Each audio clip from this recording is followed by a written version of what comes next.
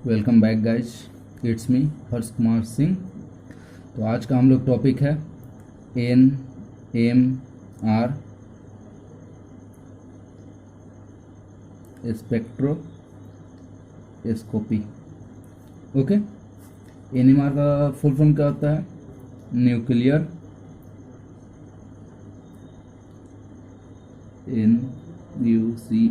Nuclear magnetic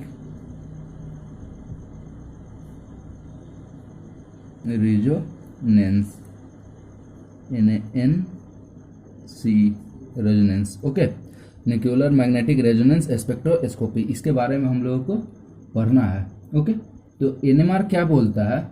NMR बोलता है कि किसी भी कंपाउंड में कितना टाइप का हाइड्रोजन है और उसका कितना रेशियो है, ठीक है ना। तो एनएमआर स्पेक्ट्रोस्कोपी के द्वारा हम लोग यही जानते हैं कि कितने टाइप का हाइड्रोजन किसी कंपाउंड में प्रेजेंट है, या फिर उस कंपाउंड में प्रेजेंट हाइड्रोजन का कितना रेशियो है।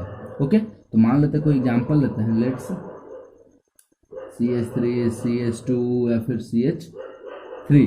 ओके, तो देखिए, तो इसमें एक CH3 और CH3 एक ही तरह का कंपाउंड है, तो A मान लिए, तो ये भी A हो गया। लेकिन CH2 अलग तरह का कंपाउंड है, तो इसको B मान लिए। तो कितने प्रकार का इसमें कंपाउंड हो गया? A और B। तो टाइप कितना हो गया? 2। अब क्या बोलता है कि इसका रेशियो कितना है? तो इसमें हाइड्रोजन का वैल्यू कितना है? 3। इसमें हाइड्रोजन का वैल्यू कितना है? तो 3 + 3, तो A का कितना हो गया? 6। और B का कितना रेशियो है? B में कितना हाइड्रोजन है? 2। तो A रेशियो B कितना हो गया? 6:2, मतलब 3:1। ओके, तो हम लोग एनएमआर स्पेक्ट्रोस्कोपी में मेनली जो है वो किसके बारे में पढ़ते हैं? हाइड्रोजन के आइसोटॉप्स के बारे में। तो हाइड्रोजन का आइसोटॉप्स क्या होता है? H11, okay, H21, 3H1। Okay, तो यही है। तो ये क्या है? हम लोग ये तीनों जो क्या है? हाइड्रोजन का आइसोटॉप्स है। तो क्या? Isotopes of hydrogen. ओके, तो एक चीज और कि मान लेते हैं ये कोई हाइड्रोजन है। ओके, तो इसमें केवल प्रोटोन बोल रहा, सॉरी, प्रोटॉन होता है, ठीक है ना, इलेक्ट्रॉन न्यूट्रॉन नहीं होता है। ओके, तो इसमें एक्सटर्नल मैग्नेटिक फील्ड को इसमें नहीं, मतलब अगर एक्सटर्नल मैग्नेटिक फील्ड में अगर हाइड्रोजन एटम को डाला जाए, ओके, तो जितना ज़्यादा, तो ये क्या करेगा कि अगर कोई हाइड्रोजन एटम में डालेंगे तो ये क्या करेगा? एक एनर्जी लेवल बनाएगा, ठीक है ना, ताकि यहाँ से हाइड्रोजन अगर स्टार्ट हो तो कितना एनर्जी लेवल, इसमें कितना एनर्जी और मतलब कितना एक्सटर्नल मैग्नेटिक फील्ड की एनर्जी में डालेंगे कि ये हाइड्रोजन का जो प्रोटॉन है वो यहाँ आ जाए। ओके, तो इसी जो लेवल होता है ना, ये जो गैप होता है, ये गैप किस पे डिपेंड करता है? एक्सटर्नल मैग्नेटिक फील्ड पे। तो क्या होता है? जितना ज्यादा ईएमएफ होगा उतना ज्यादा ये गैप प्रोड्यूस होगा। ओके, तो ये समझ में आया? सॉरी, जितना ज्यादा ईएमएफ होगा उतना ज्यादा गैप होगा। ओके, तो ये चीज आपको समझनी थी। अब आते हैं इसका ओरिजिनल थ्योरी में। ये तो बस नॉर्मल स्टार्ट था। ओके, तो मान लेते हैं कि कोई मैग्नेट है, कोई बड़ा मैग्नेट है। ओके, और यहाँ पे कोई, ये एक छोटा मैग्नेट है और एक छोटा मैग्नेट है। ओके, ये नॉर्थ पोल हो गया, ये साउथ पोल हो गया। एक को क्या करते हैं कि यहाँ पे साउथ रखते हैं, एक को नॉर्थ रखते हैं, एक को नॉर्थ रखते हैं, एक को साउथ रखते हैं, ठीक है। तो ये क्या करेगा? रिपेल करेगा आपस में। ओके, लिख देते हैं, रिपेल करेगा। ये क्या करेगा? अट्रैक्ट करेगा, ठीक है ना। तो बात ये है कि जब अगर साउथ को नॉर्थ के साथ करेंगे तो प्योर अट्रैक्शन होगा। तो ये क्या करेगा? मैक्सिमम अट्रैक्शन देगा। ओके, और ये जब रिपेल करेगा तो ये क्या करेगा? मैक्सिमम रिपल्सन देगा।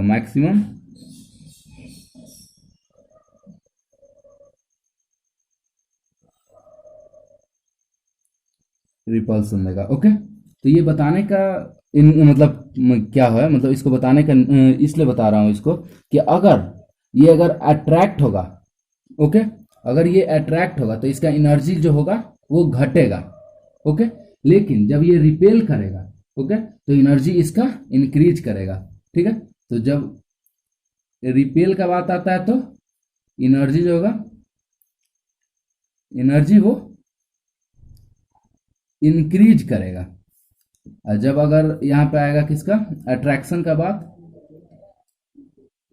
अट्रैक्शन का बात, तो एनर्जी जो है वो डिक्रीज करेगा। ओके, तो एक और चीज यहां पे जानने वाली बात है कि इसमें ना हम लोग जब भी अगर अट्रैक्शन का बात करते हैं, किसका, अट्रैक्शन का बात करते हैं, तो इसका मतलब होता है विथ द फील्ड। ठीक है, और जब रिपेल का बात करते हैं तो इसको कहते हैं opposite, opposite of field. Okay, तो ये चीज आपको समझनी चाहिए। ये क्या होता है, विथ द फील्ड, और ये जो होता है अपोजिट द फील्ड। ये मैं क्यों बता रहा हूं, इसको आगे बताऊंगा। तो अगर मान लेते हैं कोई, सॉरी, मान लेते हैं कोई एक्सटर्नल मैग्नेटिक फील्ड है ये। ओके, ये कोई एक्सटर्नल मैग्नेटिक फील्ड है, और एक जो है ये हाइड्रोजन का छोटा वाला एटम है। ठीक है, तो ये क्या करेगा, या तो फिर ये इसके साथ अट्रैक्ट होगा, ओके, या तो फिर ये इसके साथ रिपेल होगा। ठीक है, अगर सेम मैग्नेटिक फील्ड प्रोड्यूस करेगा तो ये अट्रैक्ट, वो रिपेल करेगा। अगर डिफरेंट डिफरेंट होगा तो अट्रैक्ट करेगा। ओके, तो जो अट्रैक्ट करेगा, ये मान लेते हैं अट्रैक्ट कर रहा है, अट्रैक्शन है, तो ये क्या करेगा, लो एनर्जी देगा।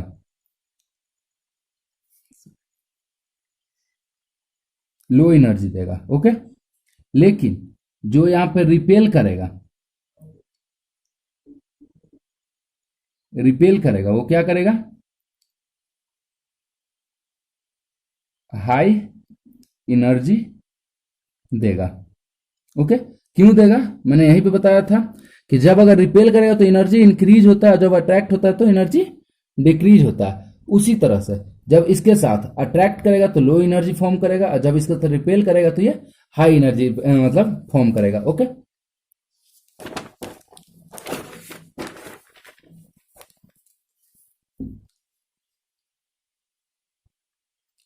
जैसे हम लोग पढ़ते थे, जितना तरह का स्पेक्ट्रोस्कोपी हम लोग पढ़ते हैं, उतना तरह का हम लोग रेडिएशन भी पढ़ते हैं।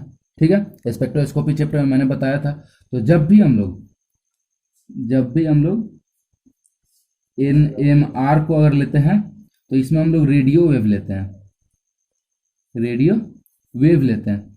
क्यों, ठीक है ना, क्योंकि इसका फ्रीक्वेंसी जो होता है वो NMR को मतलब रीड कर पाता है।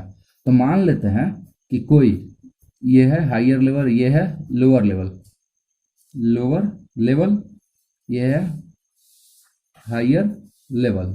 ओके, तो कोई भी हाइड्रोजन के न्यूक्लियस को लोअर लेवल से हायर लेवल में पहुंचाने के लिए जो हम लोगों को एनर्जी चाहिए होता है, ठीक है ना, वो कौन देता है, रेडियो वेव रेडिएशन। ओके, और जब ये लोअर लेवल से हायर लेवल में पहुंचाएगा तो ये क्या करेगा, एक पीक फॉर्म करेगा जो होता है कुछ इस तरह से। ओके, ये होता है पीक फॉर्म करता है। ओके, तो आइए देखते हैं, एक एग्जांपल लेते हैं।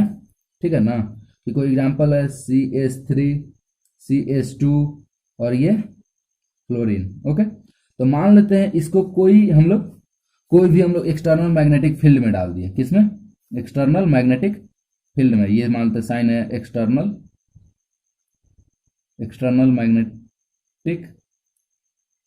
Magnetic field. ओके, तो अगर एक्सटर्नल मैग्नेटिक फील्ड में करेंगे तो सोचने वाली बात है कि जितना एक्सटर्नल मैग्नेटिक फील्ड अगर CH2 पे होगा उतना ही CH3 पे होगा। जब हम लोगों का EMR जो है, सॉरी, इलेक्ट्रोमैग्नेटिक फील्ड जो है, EMF जो है, वो अगर पहला के लिए है तो दूसरा के लिए भी वही EMF है, तो फिर इसका पिक जो होता है वो डिफरेंट क्यों होता है। ठीक है, तो उसको बताने के लिए यहाँ पे कुछ ग्राफ्स दिखाता हूँ, वो देखिए। CH3 CH2 और फ्लोरीन है। ओके, तो फ्लोरीन जो है वो क्या है, इलेक्ट्रोनेगेटिविटी नेगेटिव मेटल है। ओके, फ्लोरीन क्या है, इलेक्ट्रो नेगेटिव है, ठीक है ना, इलेक्ट्रोनेगेटिविटी है, ठीक है ना। तो मान लेते हैं कि इसके पास, मानना क्या है, ये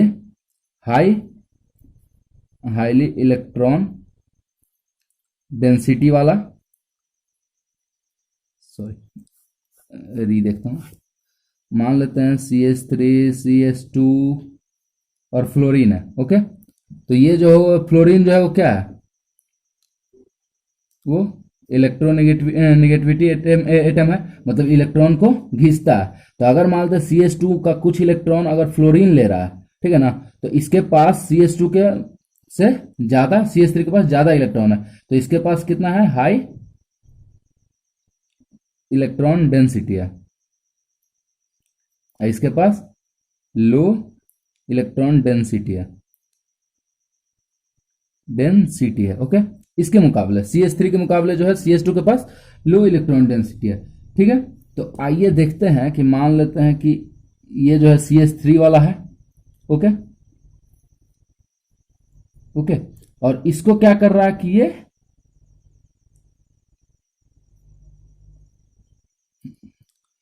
सॉरी इसको अलग डायरेक्शन मतलब अलग कलर से बता देता हूं। ओके, तो अगर इसके पास जो है इलेक्ट्रॉन डेंसिटी ज्यादा है, ओके, तो ये क्या कर रहा है, इसको अपोज कर रहा है। ओके, इलेक्ट्रॉन डेंसिटी इसका ज्यादा है, उसको कार्बन जो है अपोज कर रहा है। ओके, अब इसमें क्या है, अगर इलेक्ट्रोमैग्नेटिक मतलब ये एक्सटर्नल मैग्नेटिक फील्ड अगर इसमें अगर डालते हैं, ओके, तो जितना ज्यादा ये अपोज करेगा उतना कम इलेक्ट्रोमैग्नेटिक बोल रहा हूँ, सॉरी, एक्सटर्नल मैग्नेटिक फील्ड को फील करेगा, उतना कम फील करेगा, जितना ज्यादा ये अपोज करेगा उतना कम एक्सटर्नल मैग्नेटिक फील्ड को फील करेगा, कम फील करेगा, लेस। ओके, लेकिन जितना कम इलेक्ट्रॉन डेंसिटी है, ओके, उतना कम जो है अपोज करेगा, तो उतना ही ज्यादा मोर एक्सटर्नल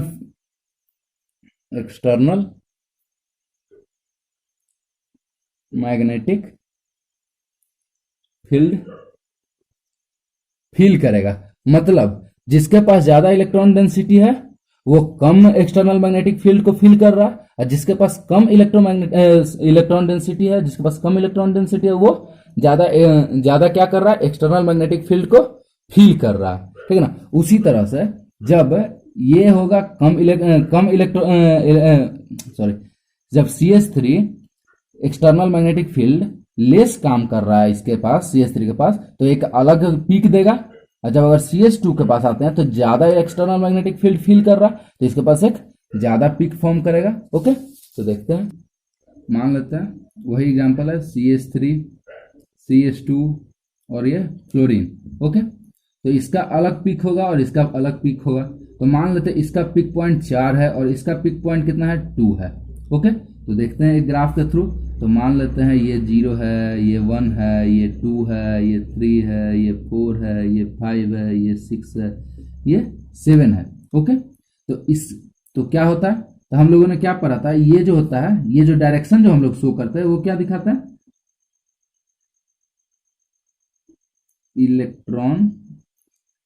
इलेक्ट्रॉन डेंसिटी डिक्रीजेज, ठीक है। तो आइए देखते हैं, तो सबसे कम इलेक्ट्रॉन डेंसिटी किधर है, सबसे कम यहां पे। ओके, तो पहले इसके पास है कम, उसके बाद इसके पास है, तो इसके लिए हम लोग कितना पॉइंट चूज किए थे, 2 को चूज किए थे, और इसके लिए कितना पॉइंट चूज किए थे, वो 4 किए थे। तो आइए देखते हैं, इसका मान लेते कोई पिक ऐसा बनाता है, फिर इसका पिक कुछ इस तरह बनेगा, छोटा बनेगा थोड़ा सा, ठीक है ना। लेकिन ओके, तो हम लोग क्या करते हैं कि जब भी हम लोग स्पेक्ट्रोस्कोपी के बारे में पढ़ते हैं, स्पेक्ट्रोस्कोपी के बारे में पढ़ते हैं, तो उसमें हम लोग क्या करते हैं, TMS ऐड करते हैं, TMS। तो TMS क्या होता है, टेट्रा मिथाइल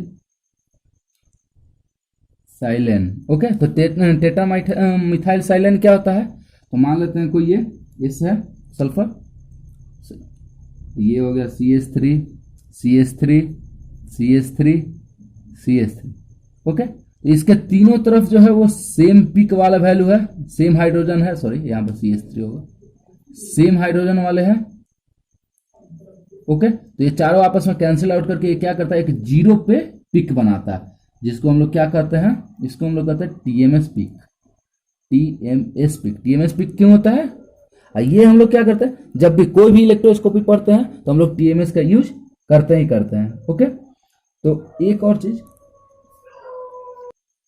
हम लोग जो ये फील करते हैं या फिर इलेक्ट्रॉन डेंसिटी जो ये डिक्रीजिंग का डायरेक्शन है, इसको हम लोग किस में नापते हैं, ppm, मतलब पार्ट्स पर मिलियन। ओके, तो इसमें एक चीज और बता के जाता हूं कि जहां पे इलेक्ट्रॉन डेंसिटी, ठीक है ना, लेस इलेक्ट्रॉन डेंसिटी, तो यहां पे क्या है, high feel external magnetic field. Okay, मतलब जहां पे कम इलेक्ट्रॉन डेंसिटी है वहां पे हम लोग EMF ज्यादा फील करते हैं, और जहां पे ज्यादा हाई डेंसिटी है वहां पे less feel EMF, external magnetic field है ये, वो है इलेक्ट्रोमैग्नेटिक फील्ड नहीं है, एक्सटर्नल मैग्नेटिक फील्ड वाला EMF है। ओके, तो ये चीज होता है। अब देखते हैं कि ppm हम लोग कैसे निकालते हैं। अब ppm हम लोग कैसे निकालते हैं, ये ppm देखते हैं। ओके, तो मान लेते हैं, ठीक है ना, कि कोई मशीन है, ठीक है ना, वो 60 हर्ट्ज को मापता है, ठीक है, 60 हर्ट्ज को मापता है, या फिर सॉरी 60 मेगा हर्ट्ज को मापता है, मतलब 60,000 वाले को। ठीक है, अब मान लेते हैं, ठीक है ना, कि कोई TMS यूज किया, ठीक है, जिसका हम लोग 2000 हर्ट्ज रख लिए, ठीक है ना, फ्रीक्वेंसी एनर्जी प्रोड्यूस कर रहा है, और CH3F रख लेते हैं, ठीक है, तो इसका कितना है, मान लिए 2240 है, ठीक है, हर्ट्ज है। तो ppm निकालने का फॉर्मूला होता है, ppm निकालने का फॉर्मूला क्या होता है, okay, difference by power of machine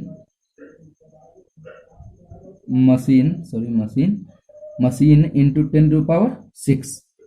okay, तो अब नाप यहाँ पे देख लेते हैं, तो ये क्या हो जाएगा, डिफरेंस कितना हो जाएगा, 2240 माइनस 2000, तो कितना हो जाएगा, 240 बाई पावर ऑफ मशीन कितना है, 60 मेगा हर्ट्ज, तो मान लेते 60 है, और मेगा हर्ट्ज को जब चेंज करेंगे तो 10⁶, और यहाँ पे 10⁶ से मल्टीप्लाई करना है। ओके, तो ये कैंसिल्ड आउट, ये कैंसिल, 6 के 24, यानी 4 ppm होगा। तो ये हो गया हम लोग का ppm निकालने का फॉर्मूला हो गया। Okay, how to find ppm, तो ppm के लिए क्या फॉर्मूला है, difference by power of machine into 10⁶। हम लोग 3 एग्जाम्पल लेते हैं। ओके, तो मान लेते पहला एग्जाम्पल है CH3CH2 फ्लोरीन, दूसरा लेते हैं CH3CH2CH2CH3, ओके, और तीसरा लेते हैं CH3CH2CH2CH3। ओके, सॉरी यहाँ पे CH3 नहीं लेते, इसको मान लेते कोई आई ले लेते हैं, आयोडीन। ओके, वरना फिर सेम एग्जाम्पल हो जाएगा। तो यहाँ पे एक पिक देगा, 2 पिक देगा, यहाँ पे एक पिक देगा, ओके, यहाँ पे भी एक पिक देगा, और ये 2 पिक देगा, मतलब सेम है और ये डिफरेंट है। लेकिन यहाँ पे क्या होगा कि ये जो है इसके साथ बराबर है, ये जो है इसके साथ बराबर, तो ये ए पिक देगा, ए पिक देगा, बी पिक देगा, बी पिक देगा, तो यहाँ भी एक पिक और यहाँ भी एक पिक, मतलब ए वाला एक, बी वाला एक, तो यहाँ पे भी 2 पिक देगा, यहाँ पे भी 2 पिक देगा, और यहाँ पे भी 2 पिक देगा। ओके, तो आइए देखते हैं पिक के मदद से कुछ चीजें NMR जांचने के लिए। ओके, तो उसमें कुछ पिक्स शो करेगा, तो पिक्स हम लोग क्या बताता है वो देखते हैं। तो पिक्स देख के हम लोग क्या एनालिसिस करते हैं, पहला चीज, ठीक है, कि how much and how many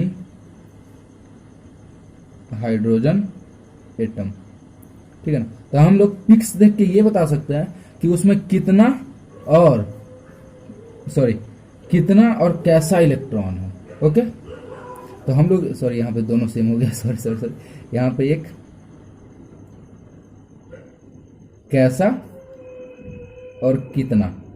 okay, तो हम लोग पिक्स को देख के ये बता सकते हैं कि कैसा और कितना हाइड्रोजन एटम प्रेजेंट है कोई कंपाउंड में, पिक्स देख के। और दूसरा क्या हम लोग बता सकते हैं कि स्ट्रक्चर ऑफ कंपाउंड। ठीक है, तो हम लोग पिक्स देख के स्ट्रक्चर ऑफ कंपाउंड भी बता सकते हैं।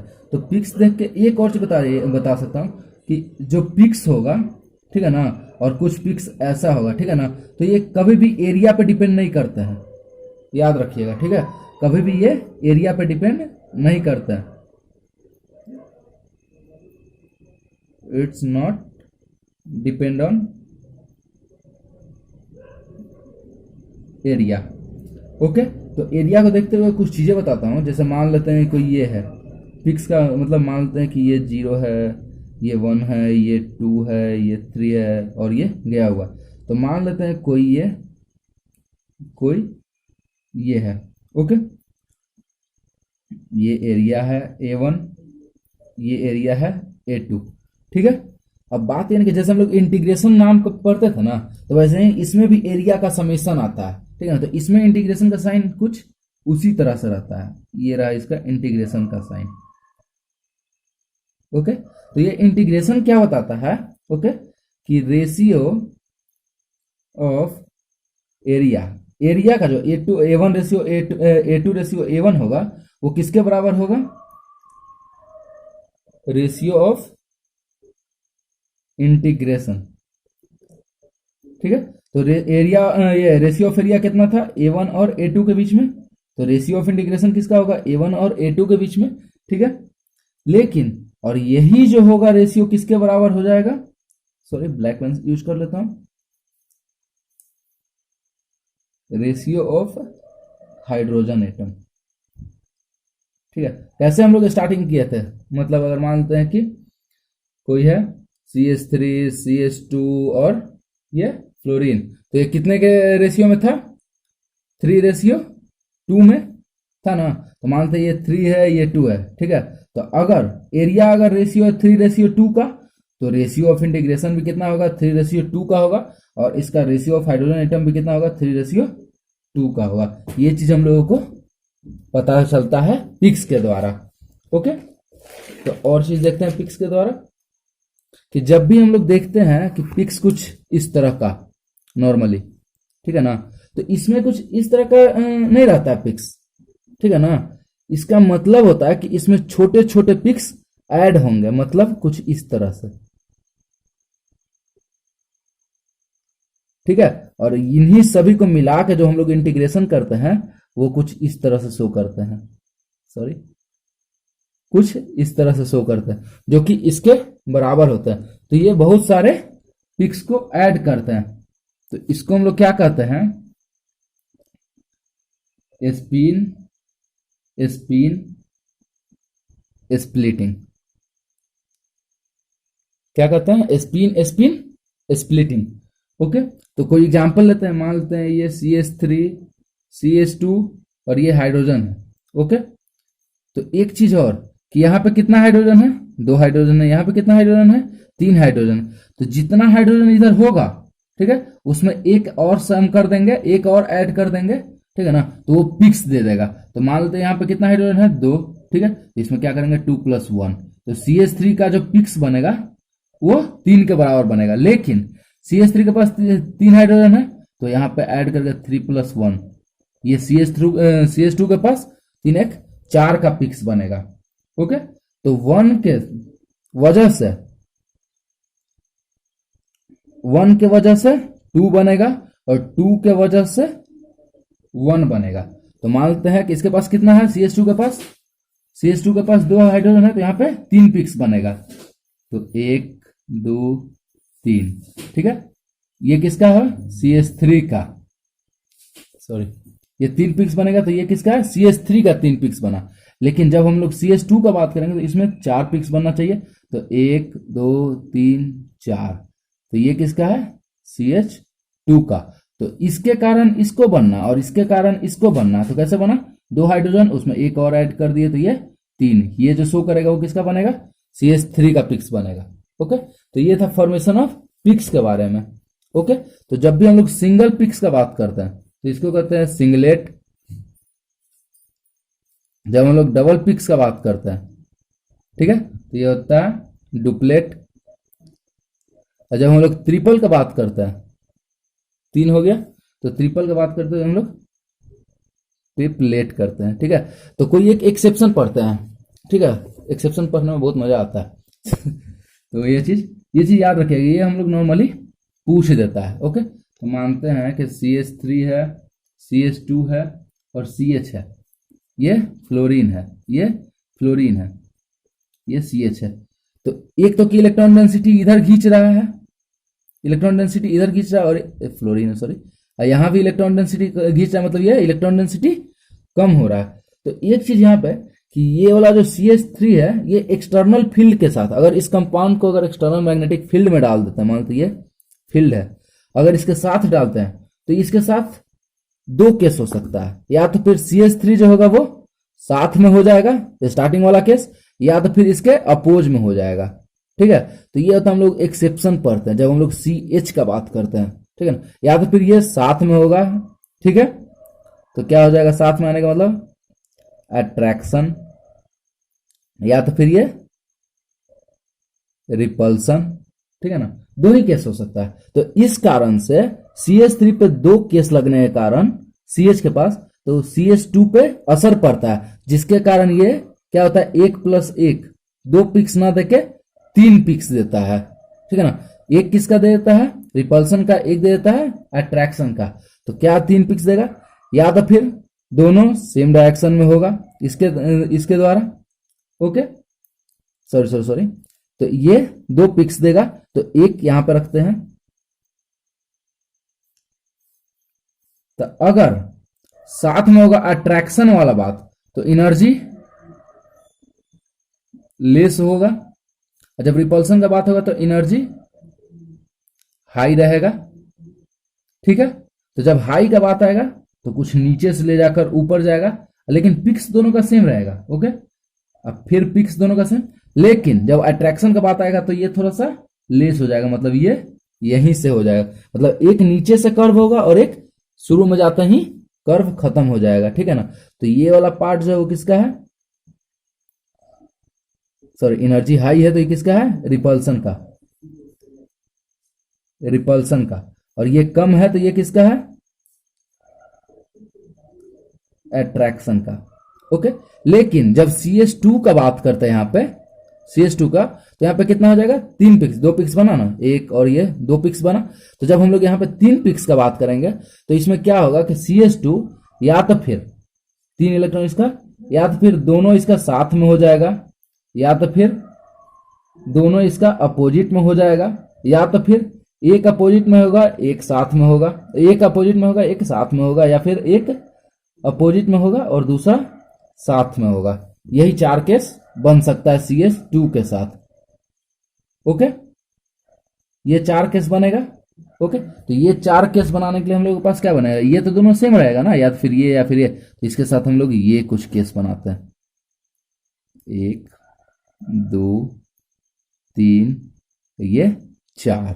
ओके, तो जब हम लोग सेम में रहेगा, ओके, तो एनर्जी कम रहेगा। जब सेम था तो एनर्जी कम रहा था, लेस एनर्जी।